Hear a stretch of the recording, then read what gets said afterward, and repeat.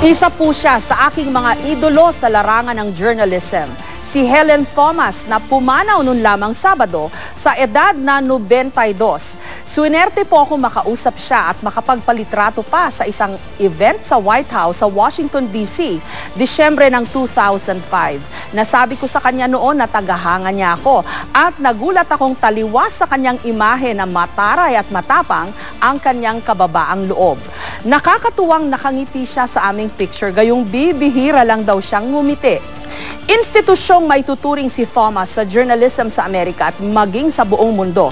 Kauna-unahang babaeng journalist na na-assign sa White House at sa political beat. Kauna-unahang babaeng opisyal ng National Press Club ng Amerika at kauna-unahan ding babaeng presidente ng White House Correspondents Association. Binasag niya ang sinasabing glass ceiling para sa mga babaeng journalist na kaya nilang makipagsabayan sa mga lalaki sa alinmang beat o assignment. Isa rin sa mga naging marka ni Thomas ang matapang at walang patumanggang pagtanong, pag-usisa at pag-urot sa pinakamakapangyarihang nilalang sa buong mundo, ang presidente ng Amerika. Mula kay John F. Kennedy hanggang sa kasalukuyan si Barack Obama. Wala siyang kagatol-gatol sa pagtatanong, walang takot.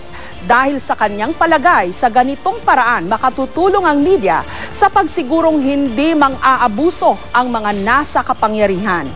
Bumubuhos ngayon ang mga pasasalamat, tribute at eulogy para kay Thomas, kabilang na ang mula kay President Barack Obama.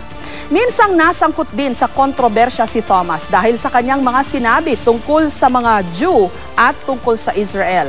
Pero kung ang pagiging isang journalist ang pag-uusapan, ang daang nabuksan at inspirasyong iniwan niya para sa mga katulad ko, hindi malilimutan.